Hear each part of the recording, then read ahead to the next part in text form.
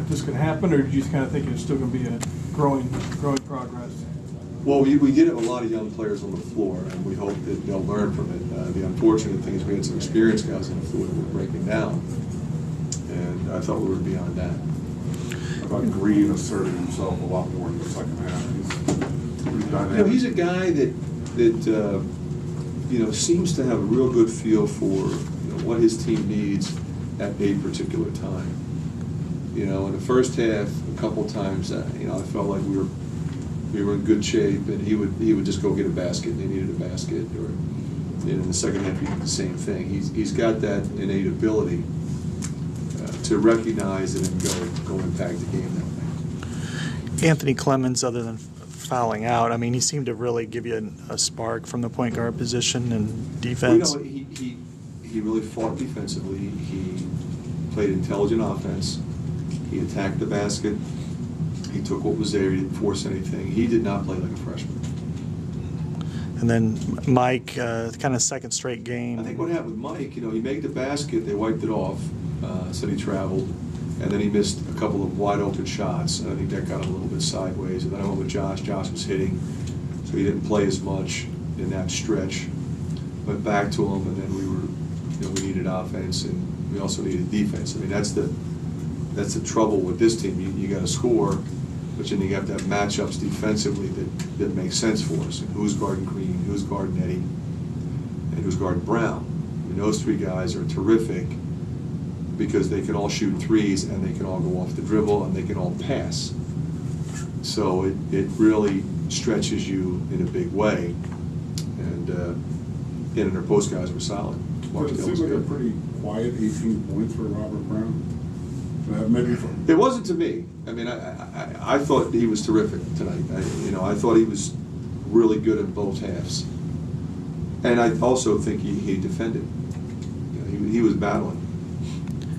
At one point during that run, Dev seemed to really take over. I think he had 3 baskets and 2 assists, and kind of a 10-0 part of it. Well, we really rely on him in those situations, and we went to him, and we gave him the space he needed, and he was ready to do it, and he has that ability.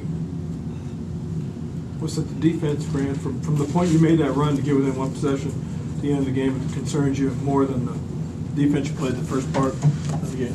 Yeah, absolutely. I mean, at that point, we needed to, as tough as we were in that stretch when we went on the 16-2 run, we needed to be even tougher, and we weren't. 2 more questions. Coach, you had said the other day, and sorry if you did this already, but controlling their perimeter guys, Green and Eddie, why did you get off to such a good start, and then what changed? Well, we had a little foul trouble. We made some changes. I thought at the end of the first half, Green got going.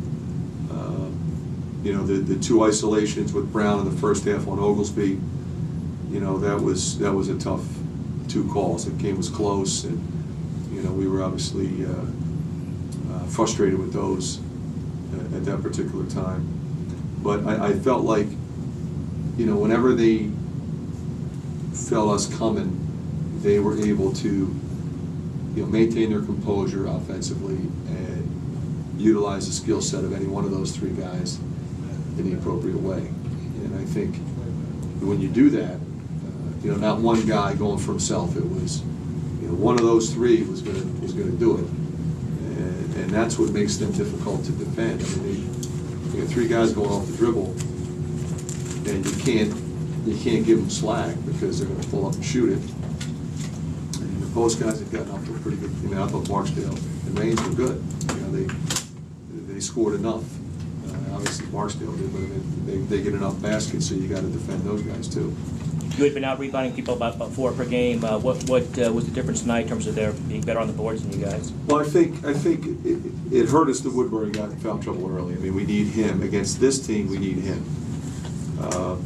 And at times we went small because defensively they were going off the dribble, and we felt like we needed to have a smaller team out there to defend that. But then you're solving one problem and creating another. Fran, what for the next couple of days, just to kind of get back on track, what are you guys going to focus on? Keep working, Scott. I mean, it's disappointing how we played defensively, but you got to give credit to who beat us, and and learn, especially our young guys. You know, anytime you're disappointed, you're always disappointed in the more experienced players that maybe broke down. But I'll have to look at the film and you know, before I start looking at who really broke down. What was the game? What did you hope to do defensively? It just didn't work out quite as well as you had hoped. Well, you know, it's interesting. You focus on the defense when you look at the numbers, but this is a very good running team off of your mistakes or off of your missed shots. And I thought we took way too many threes. It seemed like every time we missed a three, they scored.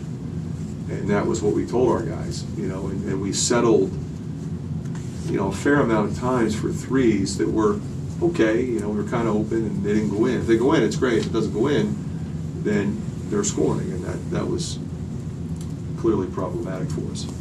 Okay, thanks, Coach.